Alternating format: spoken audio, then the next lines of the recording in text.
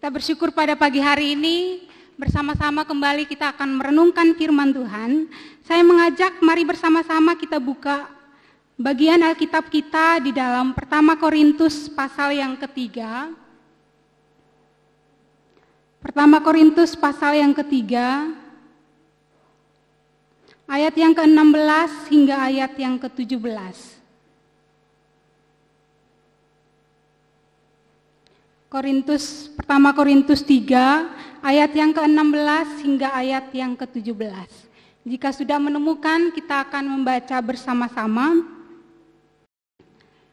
1, 2, 3 ayat 16 terlebih dahulu. 1, 2, 3. Tidak tahukah kamu bahwa kamu adalah bait Allah dan bahwa roh Allah diam di dalam kamu? Jika ada orang yang membinasakan bait Allah, maka Allah akan membinasakan dia. Sebab bait Allah adalah kudus dan bait Allah itu ialah kamu. Bapak Ibu yang terkasih dalam Tuhan, saya akan mengawali khotbah saya dengan sebuah kisah. Ketika SMP, saya itu berpindah dari kampung ke kabupaten untuk sekolah. Ketika di situ saya masuk ke sebuah gereja lokal di sana. Kemudian awal-awal diarahkan untuk pergi ikut remaja, ibadah remaja. Ketika datang pertama kali saya rasa saya itu nggak punya teman, benar-benar. Saya nggak punya teman, terus teman-teman yang remaja yang lain pun saya rasa seperti tidak ada yang inisiatif untuk mendekati seperti itu. Kemudian beberapa kali saya rasa kayaknya udah deh, saya nggak mau lagi pergi beribadah di tempat itu. Kemudian saat itu saya tinggal sama adiknya mama bilang, ya udah minggu ini kamu nggak usah pergi ibadah. Saya senang. Tetapi minggu depan disuruh pergi lagi. Akhirnya dipaksa untuk pergi ikut remaja. Akhirnya saya datang ikut setiap minggu dan hari lepas hari saya rasa saya semakin masuk dan menikmati persekutuan di dalam persekutuan remaja itu. Nah, Bapak Ibu, yang saya mau katakan itu adalah tidak ada komunitas yang sempurna, tidak ada gereja yang sempurna. Bahkan gereja kita hari ini pun kita bisa katakan tidak terlepas dari berbagai macam permasalahan, perselisihan, dan lain sebagainya. Tapi yang terpenting itu adalah bagaimana di tengah setiap masalah itu kita tetap berkomitmen untuk tetap teguh bersatu, tidak terpisah, tidak terpecah satu sama lain. Seperti yang dinasihatkan oleh Paulus kepada jemaat di Korintus pada saat itu. Bapak Ibu yang terkasih, kalau kita perhatikan permasalahan yang dihadapi oleh jemaat Korintus, itu permasalahan mereka sangat-sangat kompleks ya. Kalau Bapak Ibu lihat dari pasal 1 sampai pasal 3, itu cuma 3 pasal ya, tetapi sudah ada 3 topik yang membahas tentang perpecahan. Itu Paulus melihat jemaat pada saat itu tengah menghadapi perpecahan. Bisa slide selanjutnya. Kita lihat sekiranya itu ada 2 hal yang menjadi penyebab perpecahan pada saat itu. Ya. Yang pertama itu adalah favoritisme. Jemaat saat itu terpecah dalam berbagai kelompok, kemudian mereka lebih memfavoritkan rasul ini, lebih memfavoritkan pemberita firman yang ini. Kalau Bapak Ibu perhatikan pasal 1, dan juga di pasal yang ketiga ayat 1 sampai ayat yang ke-9, di situ Paulus katakan, ada yang mengatakan dari golongan Apolos, ada yang mengatakan dari golongan Kefas, ada yang mengatakan dari golongan Paulus, ada yang mengatakan dari golongan Kristus. Dan setiap golongan ini saling menganggap diri lebih baik satu dengan yang lain. Karena hal inilah yang kemudian menyebabkan perpecahan di dalam jemaat. Itu hal yang pertama. Yang kedua, jemaat itu kemudian anggota gereja pada saat itu kemudian menyampurkan hikmat-hikmat duniawi itu dimasukkan ke dalam gereja. Saat itu para rasul, ini dikatakan rasul-rasul palsu, mereka itu datang dan memberitakan tentang agama Yudaisme yang tidak sesuai dengan kekristenan pada saat itu. Kemudian yang mereka beritakan agama tentang Yudaisme ini digunakan oleh sebagian jemaat pada saat itu untuk mengevaluasi pemberitaan firman yang disampaikan di gereja pada saat itu. Sehingga bagi mereka, oh itu salah, itu enggak benar. Dan mereka menggunakan hikmat duniawi, hikmat yang salah itu kemudian dicampur adukan ke dalam pengajaran gereja pada saat itu. Hal ini kemudian membuat perpecahan di dalam jemaat. Ketika Paulus melihat situasi seperti ini, bagi Paulus jemaat ini harus ditolong supaya tidak semakin terpecah, tidak semakin hancur. Kemudian Paulus memberikan nasihat. Kalau kita lihat yang pertama, nasihat pertama yang Paulus berikan yang juga menjadi pelajaran bagi kita hari ini, itu adalah yang pertama, orang percaya itu adalah bait Allah. Bisa ke slide selanjutnya. Ya, orang percaya adalah bait Allah. Bapak Ibu yang terkasih di dalam Tuhan, Paulus ketika mengatakan di sebelumnya di ayat yang ke-14 sampai 15, ayat yang ke-10 sampai ayat yang ke-16, Paulus itu jelaskan tentang bangunan, dasar dari bangunan. Paulus bilang gini, saya itu sebagai orang yang paham tentang bangunan, saya ini sudah meletakkan dasar bagi gereja, bagi jemaat di Korintus. Dan Paulus katakan dasar yang sudah dia letakkan ini adalah dasar yang sangat baik. Sehingga para rasul-rasul yang lain yang akan datang dan membangun di atas dasar itu harus pastikan bahwa bahan peralatan yang digunakan untuk membangun itu adalah bahan dan peralatan yang bagus. Sehingga tidak merusak bangunan yang sudah dibangun lebih awal oleh Paulus pada saat itu. Jadi Paulus mau tekankan begini, jemaat di Korintus itu Paulus sudah dasari dengan Yesus Kristus. Sehingga para pemberita Injil yang lain, para rasul yang lain yang mau datang dan membangun lagi di atas, membangun firman Tuhan lagi di situ, itu harus memastikan bahwa firman Tuhan yang disampaikan itu adalah firman Tuhan yang benar, firman Tuhan yang sesuai dengan dasar Yesus Kristus ini. Tidak boleh lain dari itu. Karena kalau lain dari itu, maka bangunan yang dibangun itu akan rubuh, akan hancur. Bahkan kalau Bapak Ibu perhatikan di ayat yang ke-12, Paulus itu bilang, kalaupun kamu itu bangun dengan emas, bangun dengan perak, dengan permata, atau hal seberharga apapun, kalau dasarnya itu bukan Yesus Kristus, itu akan hancur. Paulus ini menekankan bahwa pentingnya Yesus Kristus itu menjadi dasar di sebuah gereja. Dan Bapak Ibu yang terkasih, setelah menjelaskan itu, Paulus kemudian masuk ke bagian ini, bahwa orang percaya adalah bait Allah. Bait Allah yang dasarnya telah dibangun dengan Yesus Kristus, itu Paulus katakan bahwa kamu sekalian, para jemaat, para hamba Tuhan, itu pun adalah bait Allah. Bait Allah tempat di mana orang-orang datang bersekutu, berdoa kepada Tuhan. Bait Allah itu sebuah bangunan yang sangat-sangat penting bagi orang Yahudi pada saat itu. Kalau Bapak Ibu perhatikan kisah-kisah dalam perjanjian lama, itu orang-orang Yahudi, orang-orang umat Allah pada saat itu berusaha dengan luar biasa untuk membangun bait Allah. Bahkan ketika mereka pulang dari pembuangan di Babel, itu hal pertama yang mereka lakukan adalah berembuk untuk bagaimana harus membangun bait Allah. Karena bagi orang Yahudi, bait Allah itu adalah lambang kehadiran Allah. Lambang kehadiran Allah di tengah-tengah umat yang akan menyertai umat itu. Dan Paulus bilang, kamu sekalian pun adalah bait Allah. Allah hadir di dalam kamu dan kamu akan menjadi berkat bagi banyak orang. Bapak Ibu yang terkasih di dalam Tuhan, Paulus ketika mengatakan bahwa kamu adalah bait Allah, itu sebelumnya Paulus katakan pertanyaan seperti ini. Atau tidak, ayat yang ke-16 ya, tidak tahukah kamu bahwa kamu adalah bait Allah? Kata tidak tahukah kamu itu ternyata digunakan Paulus sebanyak 10 kali di dalam suratnya pertama Korintus. Hanya di dalam surat pertama Korintus, Paulus gunakan kata ini sebanyak 10 kali. Kalau kita lihat di dalam kitab-kitab lain, itu kurang dari itu. Itu semacam sindiran ya kepada jemaat pada saat itu, karena jemaat saat itu mungkin dengan berbagai macam permasalahan, dengan berbagai macam masalah saat itu. Paulus itu mau bilang, masa kamu gak tahu kalau kamu itu bait Allah? Ya, setidaknya kata-katanya Paulus itu kalau diartikan dengan kata-kata kita sehari-hari seperti itu. Masa kamu gak sadar, masa kamu gak tahu bahwa kamu itu bait Allah? Paulus mau menyadarkan kepada para hamba-hamba Tuhan saat itu, para rasul yang lain, para jemaat, bahwa mereka itu adalah bait Allah. Dan kita semua Bapak Ibu itu dikatakan hari ini bahwa kita adalah bait Allah. Karena kita adalah bait Allah, maka yang harus kita lakukan adalah slide selanjutnya. Maka selanjutnya yang bisa kita lakukan adalah yang pertama itu membawa kesatuan. Saat itu jemaat tengah mengalami perpecahan.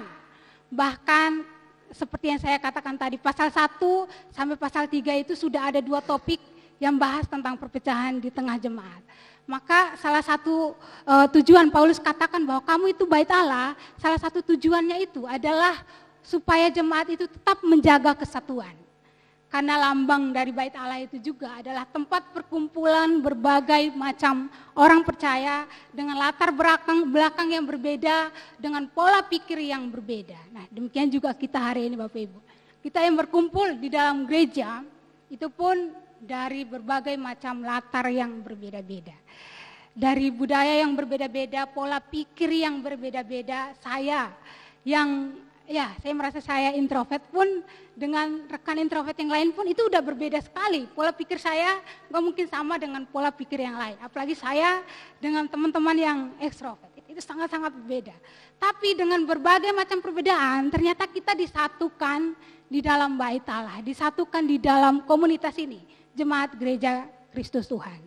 Bukan berarti akan terus ada, bukan berarti kita tidak akan mengalami perselisihan, mengalami perpecahan, mengalami pertengkaran. Itu pasti akan terjadi. Tidak ada satupun gereja yang sempurna.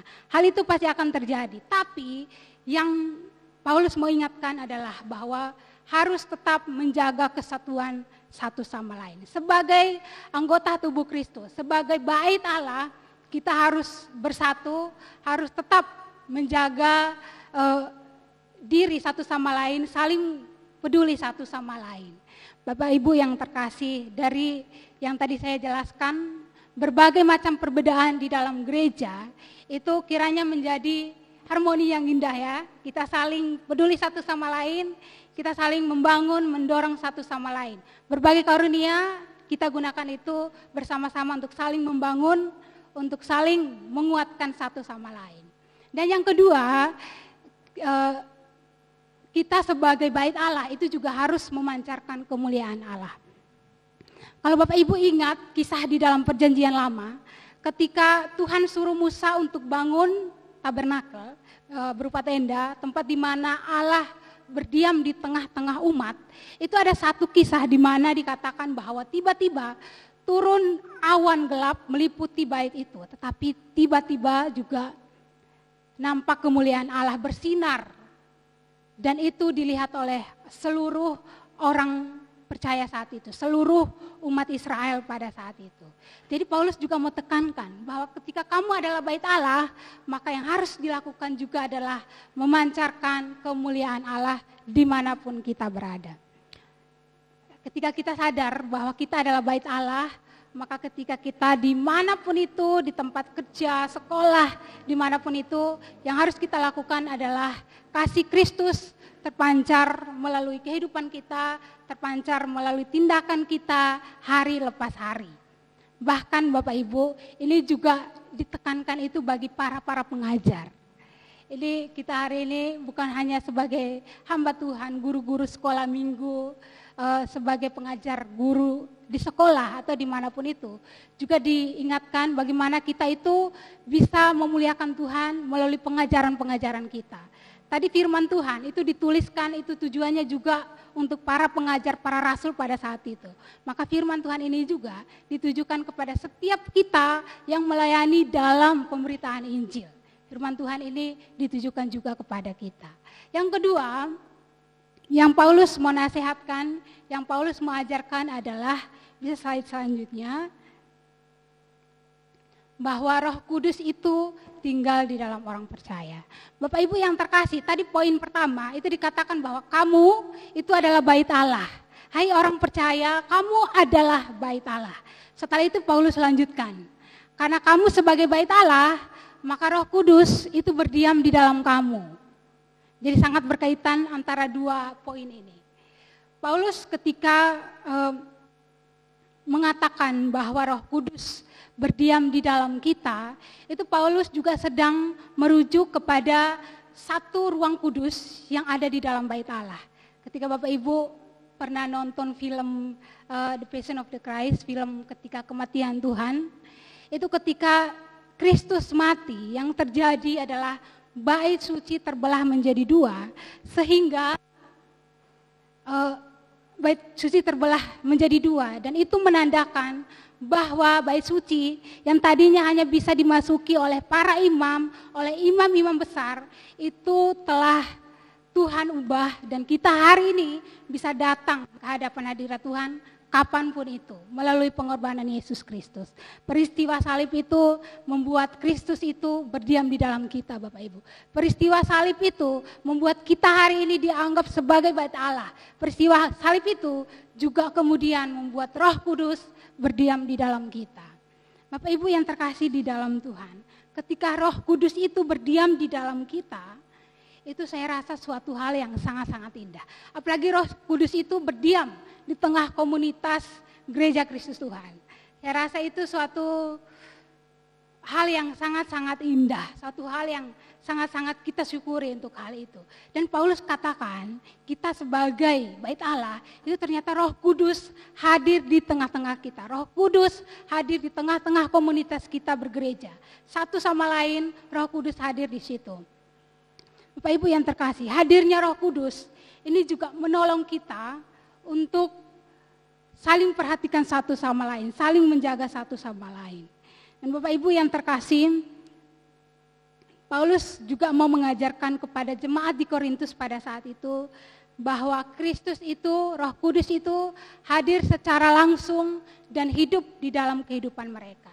Tidak seperti agama-agama lain pada saat itu yang membangun kuil-kuil kafir, menyembah patung, dan menganggap bahwa dewa mereka hadir dalam bentuk patung itu.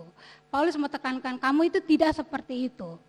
Kamu itu mengalami langsung bagaimana Kristus hadir dan hidup di dalam kehidupan kamu. Saya rasa ini sebuah penghargaan yang luar biasa bagi kita sebagai orang percaya. Mungkin kita tidak pernah berpikir ini suatu hal yang luar biasa. Mungkin kita pikir, itu suatu hal yang biasa lah. Kita sebagai orang percaya, ya Kristus hidup dalam kita. Tetapi kalau kita pikir kembali bagaimana kehidupan kita yang dahulu penuh dengan dosa yang seharusnya dihukum, tetapi kemudian ditebus, dan Kristus itu yang menebus kita sekarang hidup di dalam kehidupan kita. Rohnya hidup di dalam kehidupan kita.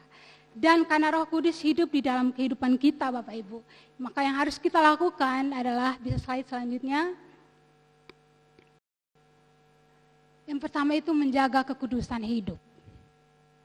Kalau Bapak Ibu perhatikan lagi setelah pasal 3, itu ternyata terjadi dosa kenajisan, hawa nafsu di tengah kehidupan berjemaat di Korintus pada saat itu.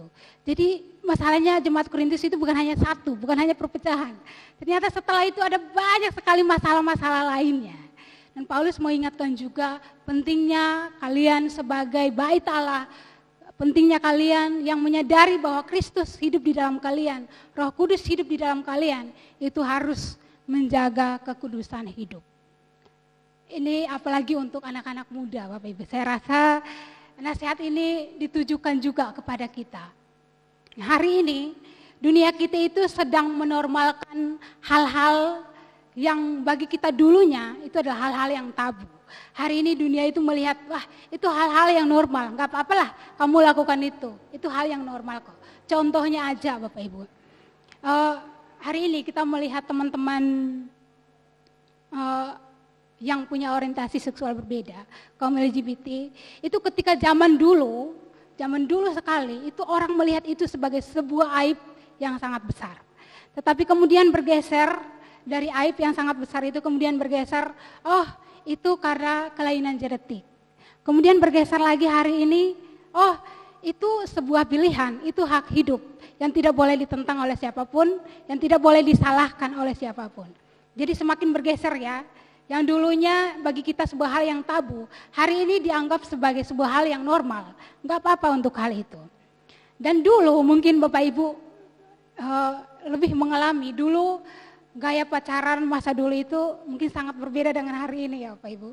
Dulu itu saya sering dengar katanya dulu pegangan tangan bisa hamil. Dulu sering mendengar yang seperti itu. Tapi hari ini kita bisa melihat bagaimana anak-anak muda itu menikmati hidup dengan begitu bebas, menikmati hidup dengan ya tidak takut, tidak malu seperti zaman dahulu. Jadi kita lihat itu segala hal yang bagi kita dahulu tabu, sekarang sedang dinormalkan. Sekarang sedang dianggap satu hal yang biasa, tidak boleh malu, tidak boleh takut untuk hal itu. Nah, sebagai anak-anak muda, kita sedang hidup nih di zaman yang seperti ini. Tapi kita dituntut bagaimana tetap menjaga kekudusan hidup. Bagaimana tetap menjaga supaya kita itu tetap kudus di hadapan Tuhan. Dan ini juga berlaku untuk setiap kita. Menjaga kekudusan hidup itu juga menjaga emosi kita setiap hari. Bagaimana supaya kita tidak menjadi batu sandungan bagi orang lain karena emosi sesaat. Nah, Bapak Ibu yang terkasih di dalam Tuhan, salah satu ciri Roh Kudus hidup di dalam kita adalah hal ini, menjaga kekudusan hidup. Dan yang kedua itu adalah hidup di dalam penyembahan. Bapak Ibu yang terkasih, ketika di dalam perjanjian lama Allah hadir di tengah-tengah umat, itu semua orang bersujud di hadapan Tuhan, berdoa kepada Tuhan, memuliakan Tuhan. Bahkan beberapa kisah ketika Tuhan itu menampilkan diri secara langsung kepada beberapa orang, kepada beberapa imam pada saat itu, kepada Abraham dan juga beberapa orang kepercayaan Tuhan lainnya. Itu dikatakan mereka itu langsung tersungkur di hadapan Tuhan dan mengatakan mereka tidak layak untuk melihat Allah yang kudus. Begitupun seharusnya kehidupan kita, Bapak Ibu. Ketika kita sadar bahwa Kristus itu sedang hidup dalam hidup kita, Roh Kudus itu sedang hidup di dalam kehidupan kita, maka yang harus kita lakukan itu adalah adanya perasaan segan terhadap Allah, adanya perasaan rindu untuk menyembah Allah setiap harinya. Penyembahan kepada Allah itu tidak hanya ketika kita di gereja, bahkan di gereja pun saya tidak yakin kalau kita sedang serius menyembah Allah. Karena saya juga kadang melakukan hal itu, Bapak Ibu. Tapi hari ini diingatkan kembali, Bapak Ibu, bagaimana kehidupan kita itu adalah salah satu tujuannya untuk menyembah Allah. Ketika di gereja, pujian, ayo mari kita memuji Tuhan dengan sungguh-sungguh. Ketika disuruh tepuk tangan, ayo kita semangat tepuk tangan. Walaupun ya Bapak Ibu, kita ini tradisi orang reform ya, yang mungkin agak sedikit kaku kalau disuruh tepuk tangan. Walaupun itu bukan sebuah hal yang salah, cuman karena tradisi, jadi kita sudah terbentuk dengan itu. Tapi diingatkan di hari ini diingatkan kembali bagaimana hidup kita itu penuh dengan penyembahan. Salah satunya ya adalah ini. Ketika memuji, ya kita memuji dengan sungguh-sungguh. Ketika dengar firman-Nya, kita dengarkan itu dengan sungguh-sungguh. Nah, hidup dalam penyembahan ini pun bisa kita lakukan di dalam kehidupan hari lepas hari di luar gereja. Ketika di tempat kerja dimanapun itu, di dalam keluarga, dimanapun itu, kita harus menunjukkan sikap penyembahan. Karena sikap penyembahan itu keluar dari sikap hidup kita, orang bisa lihat, oh orang ini ternyata menghargai Allah. Oh orang ini ternyata menghargai Allah yang menyertai dia selama ini. Bagaimana orang bisa melihat hal itu? Orang bisa melihat itu melalui pilihan-pilihan kecil yang kita buat tiap hari. Orang bisa melihat itu melalui keputusan-keputusan yang kita ambil setiap hari. Ketika di kantor, di sekolah, ketika ada pilihan-pilihan yang mungkin bagi kita, oh kalau saya pilih ini nanti salah ini. Atau saya pilih ini ternyata ini pilihan yang benar. Ketika diperhadapkan dengan dua hal ini, orang itu bisa lihat, oh dia ini ternyata menghargai Tuhannya. Dengan cara apa? Dia memilih hal-hal yang benar. Walaupun mungkin itu tidak begitu menguntungkan bagi dia. Tetapi dia berkomitmen untuk pilih hal itu. Nah, sikap penyembahan itu bisa kita tunjukkan dalam hal-hal ini. Orang bisa melihat rasa kagum kita kepada Tuhan. Orang bisa melihat rasa segan, rasa hormat kita kepada Tuhan di dalam kehidupan kita hari lepas hari. Bapak Ibu yang terkasih, ini adalah dua nasihat yang dinasihatkan oleh Paulus kepada jemaat di Korintus, yang juga dinasihatkan kepada kita hari ini. Dan kalau Bapak Ibu perhatikan di ayat yang ke-17, di situ dikatakan, jika ada orang yang membinasakan bait Allah, maka Allah akan membinasakan dia. Bait Allah di sini adalah setiap umat percaya. Dikatakan bahwa ketika ada orang yang mau datang dan membinasakan umat Allah, Allah katakan orang itu akan berurusan dengan Allah. Membinasakan ini dengan cara apa? Itu beragam hal. bisa dengan pengajaran. Orang bisa datang menyebarkan berbagai ajaran-ajaran palsu di tengah jemaat, berusaha menyesatkan jemaat. Itu Tuhan katakan itu akan berurusan dengan Tuhan. Itu adalah bagiannya Tuhan. Kalau Bapak Ibu ada yang pernah membaca kisah para bapak-bapak gereja zaman dulu, para bapak reformator, ada Calvin, Luther, Zwingli. Itu ketika di situ dikatakan ketika terdapat orang yang secara sengaja menyebarkan ajaran-ajaran palsu, ternyata orang itu tidak dihukum dengan ringan. Ternyata orang itu kemudian langsung dihabisi, langsung dibunuh pada saat itu. Saat itu sedang maraknya penyebaran ajaran-ajaran palsu yang menyesatkan jemaat. Dan bagi para bapak gereja, itu suatu hal yang sangat-sangat bermasalah yang harus segera dihentikan. Karena jemaat bisa saja terpengaruh dan itu bisa saja menyesatkan iman kita. Maka hari ini, nasihat ini sungguh diperuntukkan bagi kita, para pengajar, bagi hamba Tuhan, guru-guru sekolah minggu. Perhatikan bagaimana kita mengajar.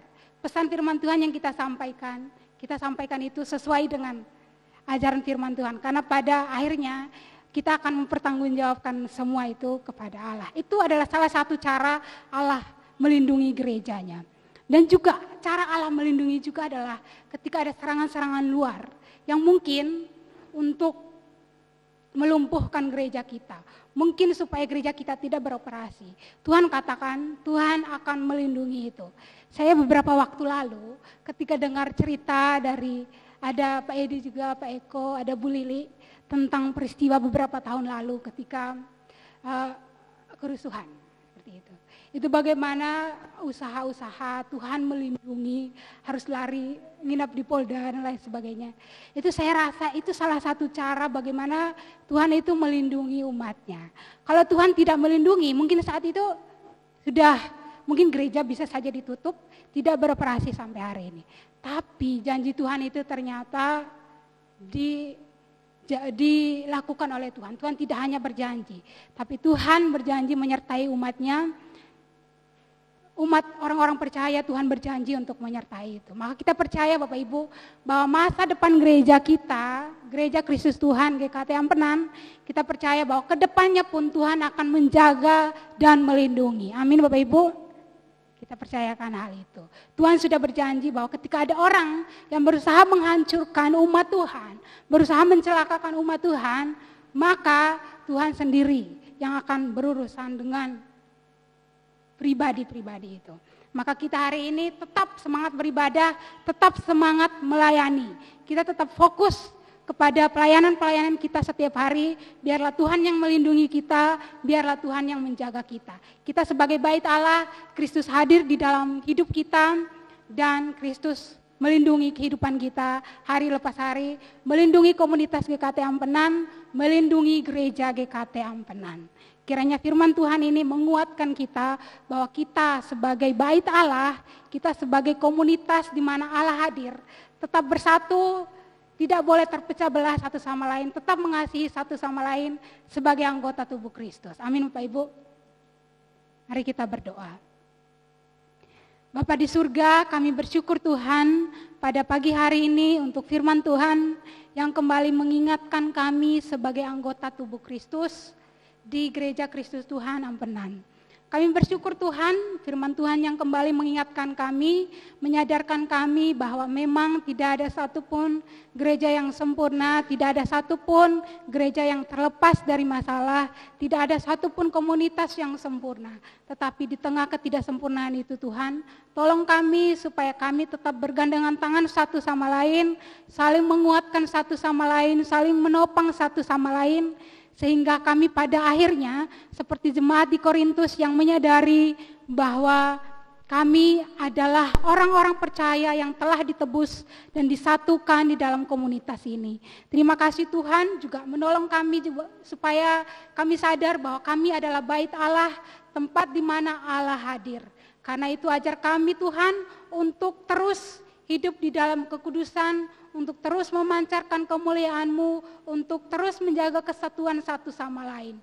Di tengah berbagai macam perbedaan, pikiran, budaya, hal apapun itu. Kiranya itu tidak menjadi pemicu pemecah belah di antara kami, tetapi kiranya melalui perbedaan-perbedaan itu kami semakin saling menghargai, kami semakin saling bisa menerima satu sama lain, bergandengan tangan membangun gereja yang kami cintai ini menjadi gereja yang lebih baik lagi hari lepas hari. Dan kami percaya Tuhan bahwa Tuhan sudah berjanji akan menjaga dan melindungi kami, melindungi komunitas ini.